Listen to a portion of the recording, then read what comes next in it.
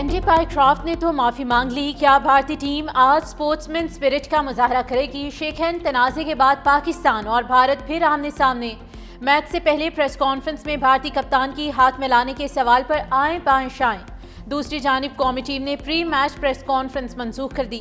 Asia cup کے group مرحلے میں میچ ریفری اینڈی پائیکرافٹ نے کپتان سلمان علی آغا کو بھارتی کپتان سے ہاتھ ملانے سے منع کیا تھا.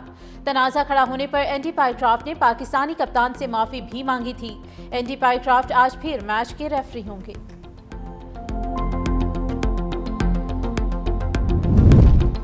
ایشیا کپ سپر 4 مرحلے میں روایتی حریفوں کا پھر سے ٹاکرا. گرین شرٹس روایتی حریف سے حساب چکتا کرنے کے لیے پرعزم. بھارت سے تگڑے مقابلے کے لیے ٹیم فائنل کرے گی.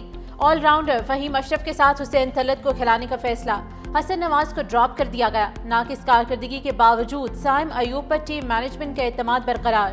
شاہین شاہ افریدی اور حارث رؤف بھی ایکشن میں نظر آئیں گے. اسپنر ابرار احمد کی معاونت محمد نواز اور سائم ایوب کریں گے. خوش دل شاہ 12ویں کھلاڑی ہوں گے. میچ رات 7:30 بجے شروع ہوگا.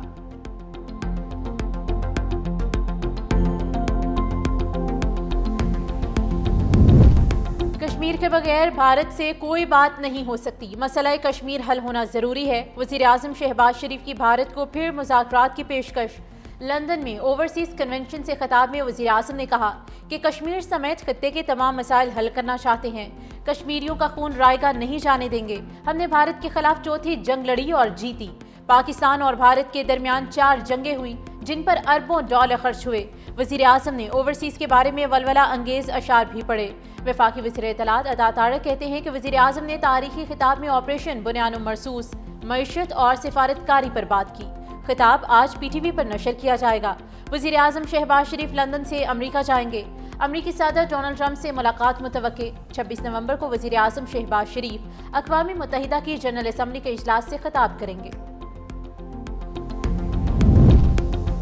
جلال پور بھٹیا میں دریائے چناب کے سیلابی ریلے ہزاروں افراد کو بے گھر کر گئے. ہر گزرتے دن سیلاب متاثرین کی مشکلات میں اضافہ.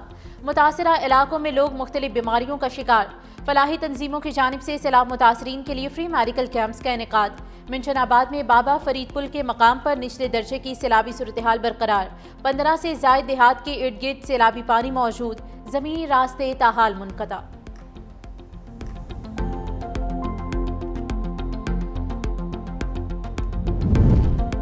اور دریائے سندھ میں سیلابی کیفیت برقرار. مورو پل کے مقام پر 4.5 لاکھ کیوسی کا سیلابی ریلا کوٹری بیراج کی طرف گامزن. سیلابی پانی نے کچے کے مزید علاقوں کو گھیرے میں لے لیا. 22 اسکول بھی ڈوب گئے. سہون شریف میں 3 بڑی یونین کونسلز اور 2 دیہات بھی پانی کی لپیٹ میں.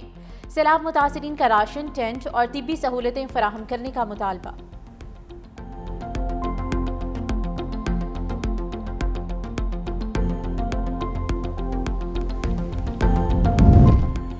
شور کوٹ میں سیلاب متاثرین کو خیمے دینے کے بدلے رشوت کا مطالبہ. ہسوالی نواب پورہ میں پٹواری جان پہچان والے افراد میں کھانا اور ونڈا تقسیم کرتا رہا. خیمے دینے کے لیے رقم بھی لی. متاثرین کا اسسٹنٹ کمشنر آفس کے باہر احتجاج. اے سی شازیہ رحمان نے پٹواری کو معطل کر کے قانونی کارروائی کا حکم دے دیا.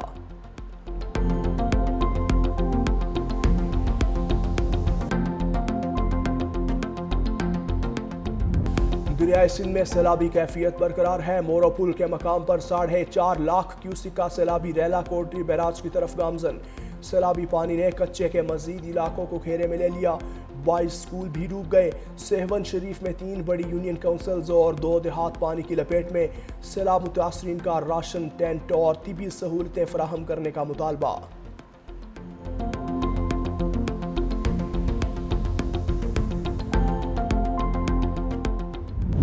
بلاول بھٹو کو جنم دن مبارک. چیئرمین پیپلز پارٹی نے زندگی کی 37 بہاریں دیکھ لیں. بلاول بھٹو کا سالگرہ سیلاب زدگان کے نام کرنے کا فیصلہ.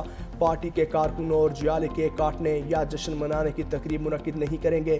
سالگرہ کے دن کو خدمت خلق اور سیلاب متاثرین کی مدد کے لیے وقف کرنے کی ہدایت.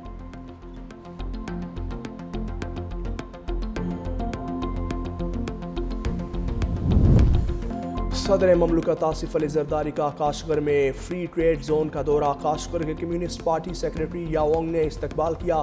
صدر مملکت کو زون کے قیام اور ترقی کے بارے میں بریفنگ. صدر کا وسط ایشیائی ممالک، یورپ، جنوبی کوریا اور جاپان کے سٹالز کا معائنہ. سینیٹر سلیم مانوی والا اور سید ناصر حسین شاہ بھی ہمراہ صدر آصف علی زرداری سے سی ای او سیرین ایئر کی ملاقات۔ صدر مملکت نے سیرین ایئر سے طیاروں کی تعداد بڑھانے کی درخواست کی۔ صدر زرداری نے کاشغر کی تاریخی عیدگاہ مسجد کا دورہ بھی کیا۔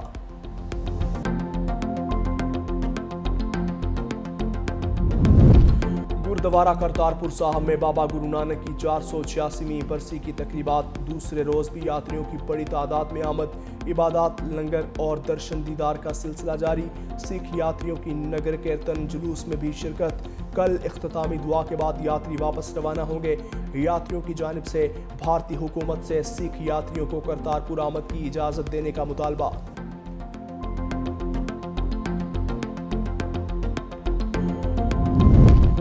پی آئی اے میں عجب کرپشن کی غضب کہانی، مفت اور رعایتی ٹکٹس کا بندر بانٹ کا انکشاف۔ قومی خزانے کو 6 سال میں 9 ارب 43 کروڑ روپے کا خسارہ۔ آڈٹ رپورٹ کے مطابق 2,58,000 سے زائد مفت ٹکٹس دی گئیں۔ کرایوں میں رعایت چیئرمین اور ایم ڈی کی منظوری کے بغیر ہی دی گئیں۔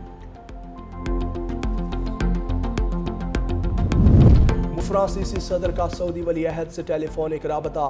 اسرائیل فلسطین 2 ریاستی حل پر تبادلہ خیال۔ دونوں رہنماؤں کا اقوام متحدہ میں فلسطینی ریاست کے لیے منظور قرارداد کا خیر مقدم۔ فرانسیسی صدر ایمینوئل میکرون کا کہنا تھا 2 ریاستی حل کانفرنس عالمی برادری کو متحرک بنانے کے لیے ایک اور قدم ہوگی۔ 2 قوموں کے لیے 2 ریاستیں سب کے لیے امن اور سلامتی کا باعث ہوں گی۔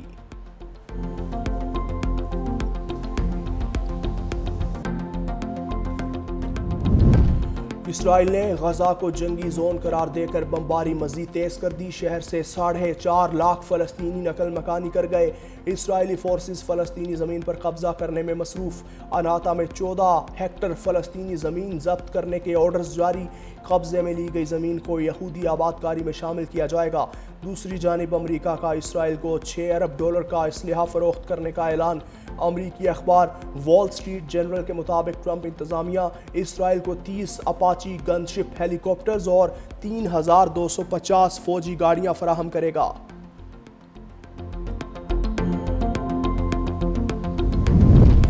امن کا عالمی دن، پاک فوج کا عالمی سطح پر قابل تحسین کردار۔ اقوام متحدہ کے امن مشنز کی تکمیل میں پاکستانی دستوں کا اہم کردار۔ صدر مملکت اور وزیر اعظم کے عالمی یوم امن پر پیغامات۔ صدر زرداری نے کہا کہ امن انصاف اور مساوات کا دوسرا نام ہے۔ پاکستان عالمی اور علاقائی استحکام میں کردار ادا کر رہا ہے۔ وزیر اعظم شہباز شریف بولے، فلسطین اور کشمیر کے عوام کو حق خود ارادیت ملنا ضروری ہے۔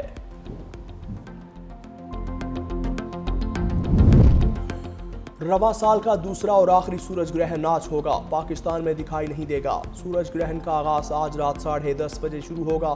12:42 پر سورج گرہن اپنے عروج پر ہوگا، جبکہ اختتام رات 2:55 پر ہوگا۔